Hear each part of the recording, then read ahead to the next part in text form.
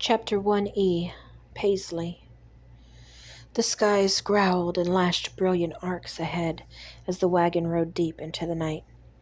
Every beat of the hooves could be felt beneath, resonating a hum throughout the body. Even under the heavy canopy of trees, the rain was beginning to trickle down upon us. We clung tight to our cloaks against the wailing winds. It was as if we were riding straight into the heart of the storm.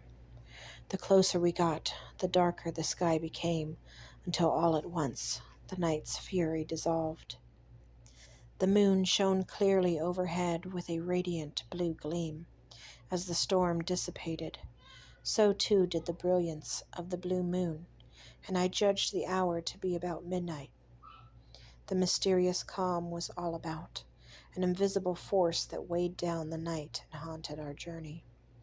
Our progress raided the silence, breaking the barrier that shrouded the land. The windows were dark as we pulled the wagon up to the house. No movement could be seen within. "Tie the horses to the gate, dear," Miss Annabel directed. "Bring the rest of the bags in once you are done." She dismounted the wagon with her medical bag under one arm. Her stout form bobbed back and forth as she scampered up to the house. I gathered up the gear at the back of the wagon, secured the horses, then grabbed the gear and made my way inside. The house was dark, with a chilled humidity. The fire sat in embers, and the scent of ash and blood were in the air. Alira was curled up just inside the door. She just didn't have the stomach for this. Miss Annabel was speaking to Mother when she suddenly stopped and looked about the room frantically. I ran over to Mother's side, dropping the bag of herbs and blankets. "Paisley," came Mother's weak voice. She winced in pain, shutting her eyes as she steadied her breathing. "You must check on Alira." "She will be fine, Mother. I should be here with you," I reasoned, wishing to be of more help. "Go," she demanded. "We will be fine." No sooner had the words left her lips when a contraction came on and she was screaming in agony. I looked to Miss Annabel for guidance, but was ushered away after my sister. Alira's skin was pale and cold to the touch. She would need to be put in bed without startling her. I looked about for something to help move her, remembering the blankets we brought with us. I headed over to retrieve one, but was chased away by Fenton's mother. She spoke in undertones with Mother as I left. As gently as possible, I grabbed a hold of Alira's wrists and pulled her down the hall toward our room. The ground beneath us suddenly started to shake as I reached the bedroom. Candles started falling from their holders around us, and I had to throw myself over Alira. More screams came from the common area as the shaking continued. Alira started to come to and began seizing from the chaotic situation. I grabbed her once more and drug her to the bed.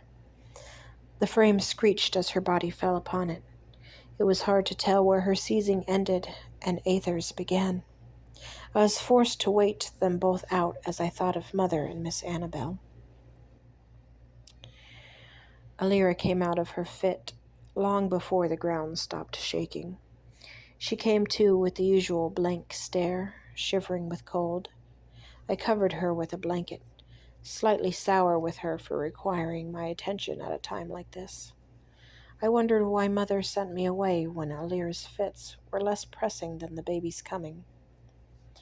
It was a good 15 minutes before the quake died down, and Alira's focus started coming around.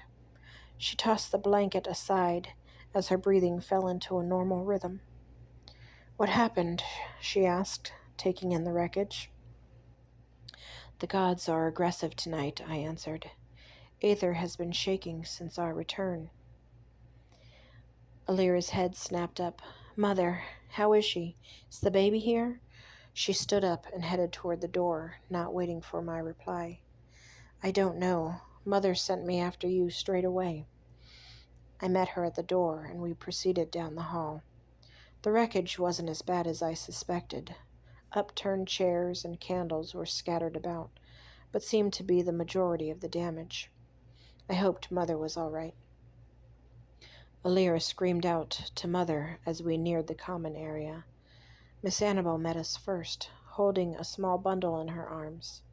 Her face was lowered, but her light sobs gave her away. Is he...